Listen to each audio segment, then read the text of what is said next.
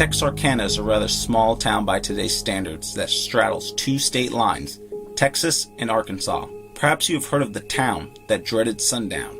This term was made popular by the 1976 film with the same name, yet the film is based on actual events and loosely at that. The true story of the town that dreaded sundown is just as chilling as anything concocted by Hollywood. The case remains unsolved decades later. On episode 6 of Beyond the Blood, we explore the Texarkana Moonlight Murders. Gilchrist County 911, what's the address of the emergency? Yes, ma'am. I just shot my daughter and shot all my grandkids, and I'll be sitting on my step, and then when you get here, I'm going to shoot myself. You will find a homicide at Suite 43, South Pershing, Nancy Fox. You admit to being evil, Richard?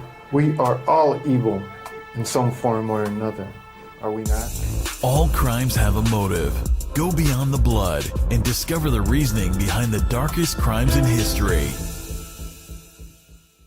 It all began in 1946 in the sleepy southern town of Texarkana. Much of the story is made for classic American horror. Young couples parked at the end of a desolate road, a masked suspect, and the rest is told by Hollywood. The police could not or would not work as one as the made-for-motion picture massacre continued. Picture the classic portrait, lovers in the car, and a report of a hooked-hand psychopath is on the run, blares over the radio. The lovers eventually discover a bloody hook dangling from the passenger side door. This lore can be traced to the Texarkana Moonlight Murders. 4 terrifying crimes occurred in less than 3 months in Texarkana. 3 of the attacks were brutal crimes against young people parked on a Lover Lane type road on the Texas portion of Texarkana. The 4th attack was the shooting of a middle-aged couple in their country farmhouse within the borders of Arkansas. At the end of the attack, the body count stood at 5, all of whom had been gunned down. 3 individuals would be seriously wounded as a result of the crime.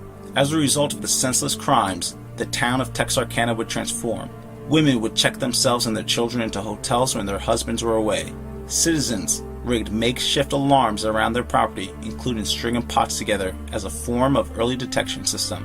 Children would sleep next to their parents, and the media would descend on this town like a plague of locusts, all in an effort to unravel this mystery and unmask the Phantom Killer, dubbed so by the Texarkana Gazette. The murders would go on to be dubbed by the Texas Department of Public Safety as the #1 unsolved murder mystery case in the state's history.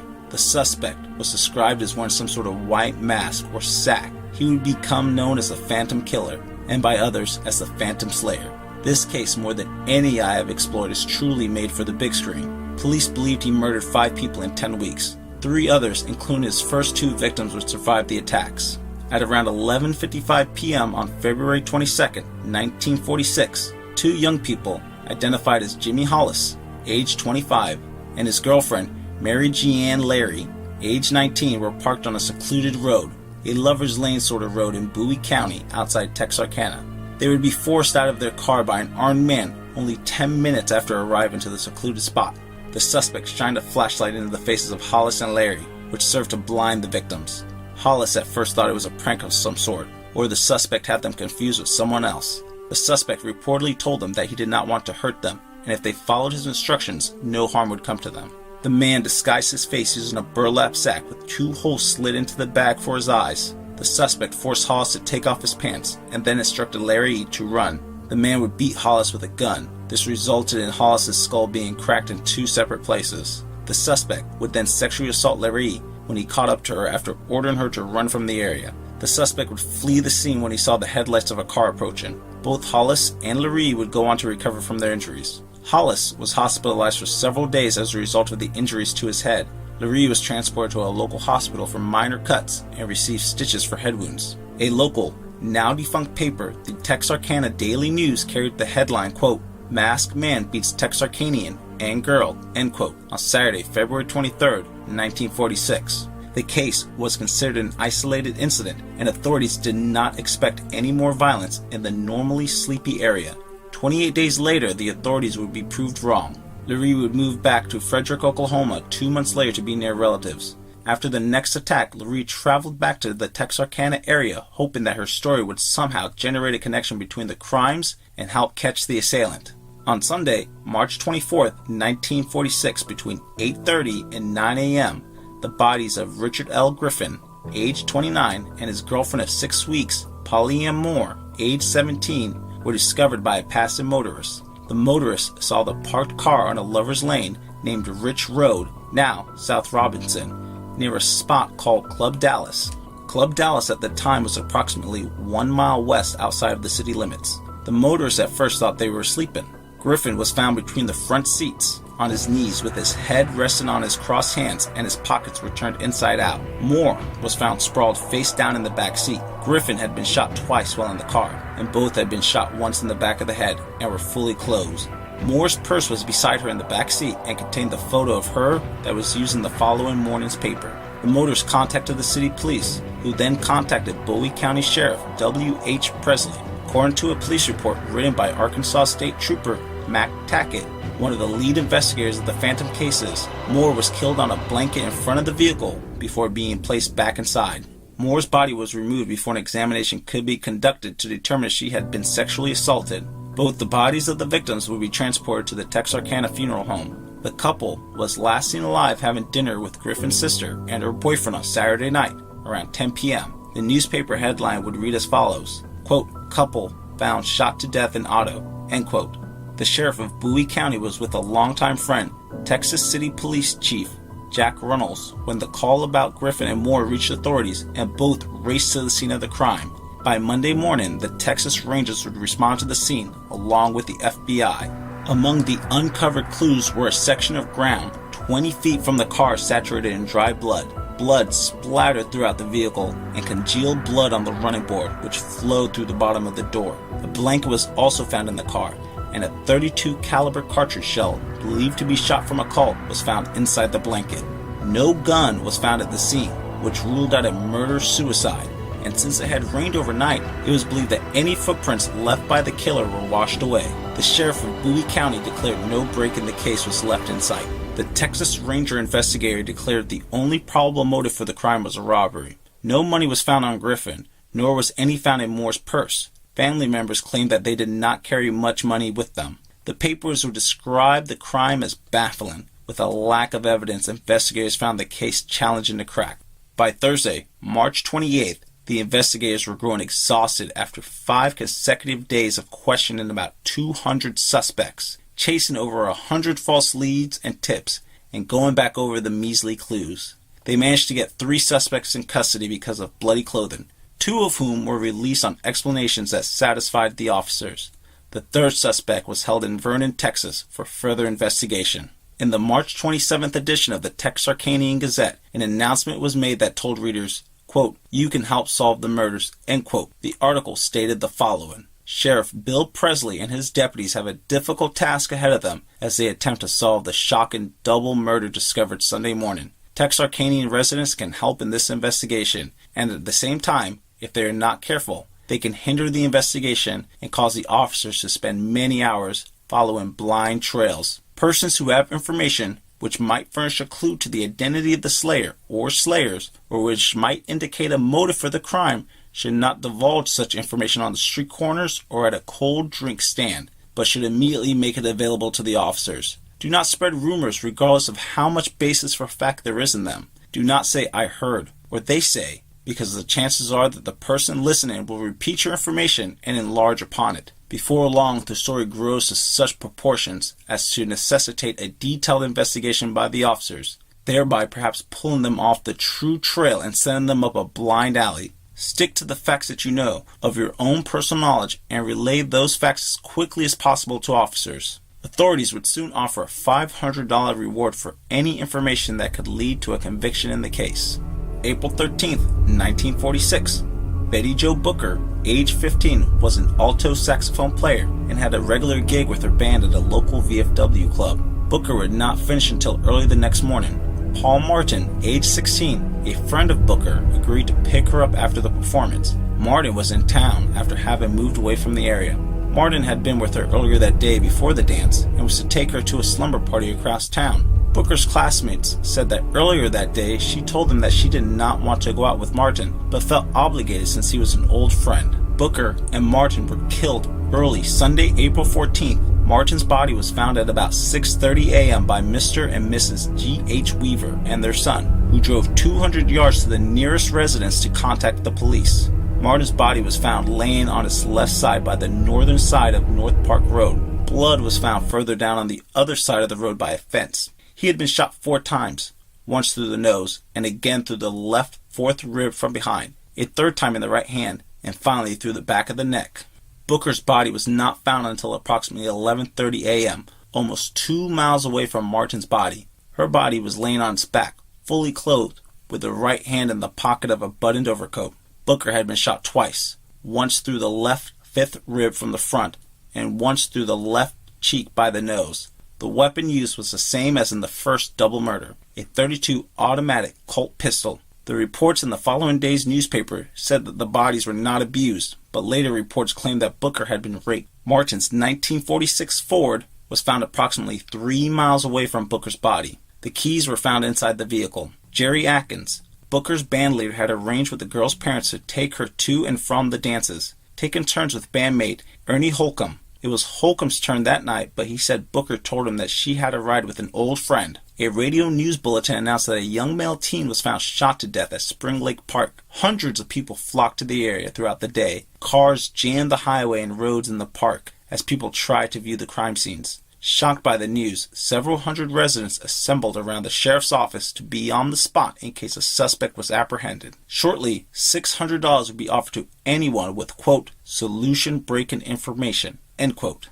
A senior and veteran investigator would go on to say that these cases were the most puzzling cases he had encountered in 30 years.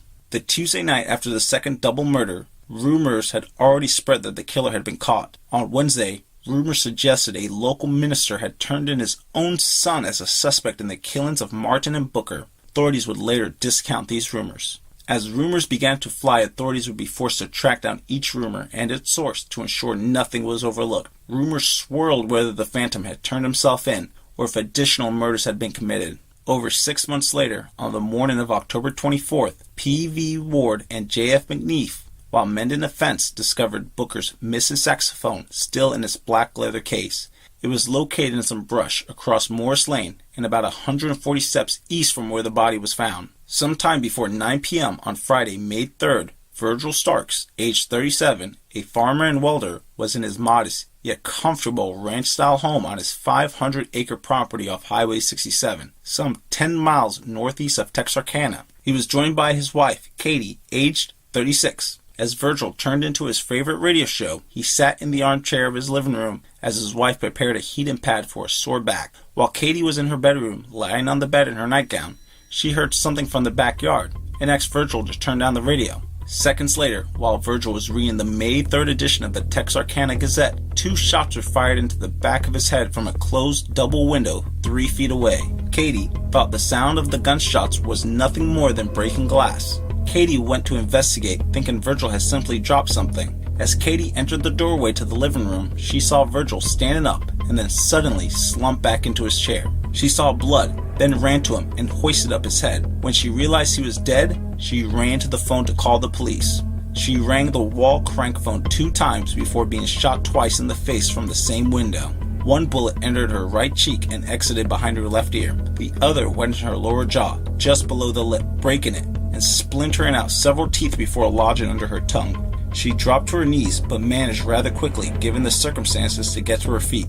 Katie ran to get a pistol from the living room, but had trouble seeing due to her injuries and the blood. She soon heard the assailant tearing apart the rusted screen wire on the back porch. She thought she was going to be killed, so she stumbled towards her bedroom near the front of the house to leave a note. Meanwhile, the killer ran to the back of the house and made his way up the steps and into the side screen porch through the back screen door. She heard the killer coming through the kitchen window, so she turned around and ran through the dining room, through the bedroom, down a hallway, through another bedroom, and then into the living room and out the front door, leaving behind a virtual river of blood and teeth throughout the house and across the street. Barefooted and still in her nightgown, which was soaked in her blood, she ran across the street to her sister and brother-in-law's house. Since no one was home, she ran 50 more yards to A.V. Prater's house. Prater answered her call for help. She gasped, "Virgil's dead," then collapsed.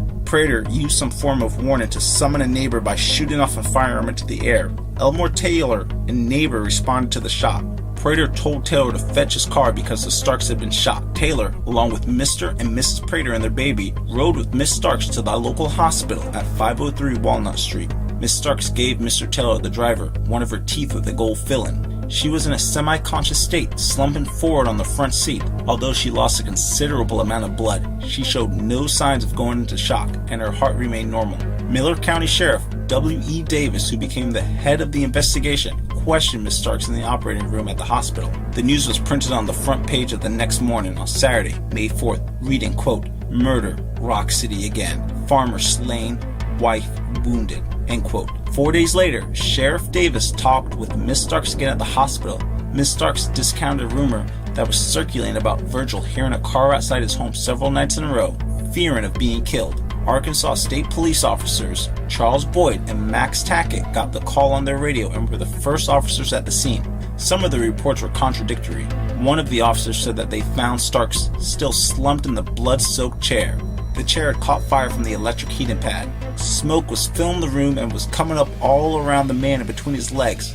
Yet the sheriff, W.E. Davis, head of the investigation, said that when the officers arrived at the scene, they found the chair on fire, but Stark's body was not burned because it had fallen on the floor. Shortly after the murder, roadblocks would be established in the area and officers called in to assist with the manhunt. 3 clues were found at the scene. The first was the caliber of bullets. The second was a flashlight found in the hedge underneath the window that Starks was shot from. The last clue was of a bloody print around the house, shoe prints on the kitchen floor, and smudged fingerprints in other places. Authorities could not link the murder to the Phantom Killer, as the caliber used in this attack was a .22, but authorities theorized that this attack was indeed the Phantom Stalker. Anyone seen in the area milling about would soon be taken in for questioning. Bloodhounds would be brought in by the Arkansas State Police. They found 2 trails that led to the highway before the scent was lost. That night, many officers patrolled Lover's Lane, hoping to prevent another attack. On the night of Virgil's death, the reward fund was up to $7,000.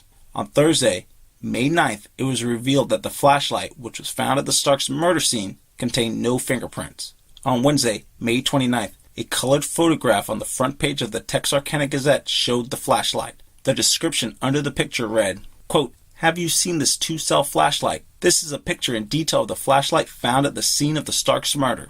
This is a 2-cell, all-metal flashlight, both ends of which are painted red. 3 rivets hold the head of the flashlight to the body of the light. There has been only a limited number of these lights sold in this area. If you have owned or know of anyone who owned one of these lights, report it at once to Sheriff W.E. Davis, Miller County Courthouse, Texarkana, Arkansas. You may be the one to aid in solving the phantom slayings." End quote. As would be expected after the first double murder, parents issued warnings to their children about being out after dark. After the second double murder, the city of Texarkana went into a tailspin of fear and businesses shuttered early. The height of the town's hysteria reached uncontrollable levels after the murder of Virgil Starks. The Texarkana Gazette stated on Sunday, May 5th, that the killer might strike again, at any moment, at any place, and at any one. The news article certainly did not help the situation. Residents began to purchase guns, pulling down their shades out of fear for another Stark-style murder. New locks would be placed on residential homes, and ammunition was in short supply throughout the area. Reports of prowlers or just people milling about would flood the local police departments. One officer stated that nearly all of the alarms were the result of excitement, wild imagination, and even near hysteria. The city became a virtual ghost town. Because of the drop in business, liquor stores closed at 9:30 and posted a statement in the paper saying, quote, "We fully understand the state of mind in which Texarkana is now gripped, and we are selling no liquor to persons who have already been drinking. We do not wish to add further to the troubles of the police. Any person who drinks whiskey at this time to get drunk and wander about the streets of Texarkana is further complicating the works of the police and is placing himself in grave danger of being shot by people whose nerves are on edge from recent murders." End quote. Remember, this was a real concern given the amount of firearms sold in the area and the panic gripping the city. Despite 1 week having passed since Virgil Starks was slain, local police departments would receive constant reports from panic-stricken residents. In one call, officers rushed to a residence after reports of strange noises coming from the upstairs of the residence. Upon arrival and searching the residence, officers found a cat who was not too pleased to see them. officers would report to calls where a man was sheltering from a rainstorm, or even to, innocently enough, bushes scraping against the side of a house. Police reported to people who would accidentally shoot themselves while loading firearms, or even to cows who appeared suspicious to people in the dark. The fear spread as far away as Oklahoma City. As the fear eventually subsided, the Texas Rangers would eventually depart Texarkana. The Phantom would hold the town hostage, but some local teenagers decided that they would take it upon themselves to catch the Phantom Slayer. One night, Officer Tillman Johnson was patrolling a lonely road with the Arkansas State Trooper Charlie Boyd when they came up to a parked car. Johnson got out while Boyd stayed behind. Johnson walked up to the car and noticed a couple. He said, "I'm Tillman Johnson with the Miller County Sheriff's Department. Aren't you scared to be parked out here at night?" The girl replied, "You're the one who ought to be scared, mister. It's a good thing you told me who you are," as she revealed that she had been pointing a .25 caliber pistol at him the whole time. On Friday night, May 10th, Texas City police officers chased a car for 3 miles that had been following a city bus. The police shot out the tires and arrested a high school star athlete named C.J. Lauderdale Jr. When the officers questioned the teen at the station, he explained that he did not know they were officers because they were driving an unmarked car. He said that he was following the bus because he was suspicious of an occupant who had gotten on from a private car. The police would warn the teenagers of the town that these behaviors would be a good way to be killed. The killer did not receive his media nickname until after the death of Betty Jo Booker and Paul Martin. In the April 16th edition of the Texarkana Daily News, a heading read, quote, "Phantom Killer Eludes Officers as the Investigation of Slayings Pressed," end quote. The story from the front page continued on page 2 with the title, quote, "Phantom Slayer Eludes Police," end quote. The Texarkana Gazette contained a small title on April 17th which read, quote, "Phantom Slayer Still at Large as Police Probe Continues," end quote. The name Phantom coming from his continued ability to outmaneuver the police. The victims of the first attack were the only ones who could give any sort of description of the Phantom. They described him as being 6 feet tall, with a white mask over his face, with holes cut out for his eyes and mouth. Although Hollis believed he was a young, dark-tanned white man under 30 years old, Lurie believed that he was a light-skinned African-American.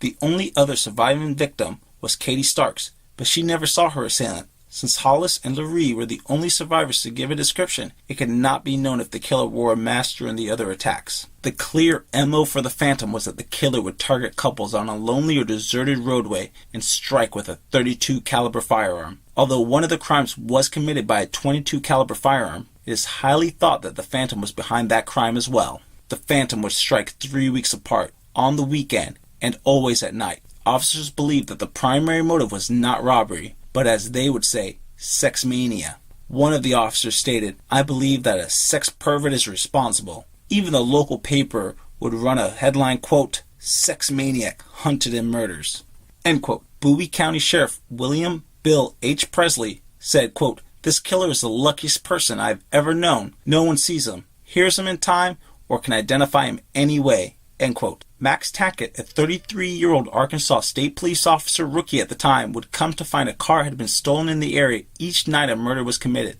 Tackett would find a car that had been reported stolen in a parking lot. He staked out the car until someone came back to it. He arrested a 21-year-old woman. She said she had just married her husband in Shreveport, but he was currently in Atlanta, Texas, trying to sell another stolen car. Homer Carter, chief of police in Atlanta, told Tackett that a man had tried selling a stolen car to one of his citizens. Tackett asked the citizen if he would recognize the suspect, but the man said that he would not. Tackett noticed that the citizen had a distinct look, which included a cowboy hat and boots. Tackett told the citizen, "You wouldn't recognize him, but he would recognize you."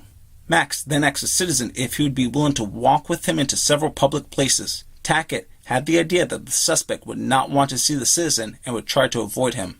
On a Saturday in July, Tackett walked into the Arkansas Motor Coach bus station on Front Street near Union Station with the citizen. Tackett saw a man run out of the back of the building. He chased after it and caught him on the fire escape. The man, Yulee Sweeney, would not talk, but his wife Peggy confessed in great detail that he was the Phantom Killer and that he killed Betty Jo Booker and Paul Martin.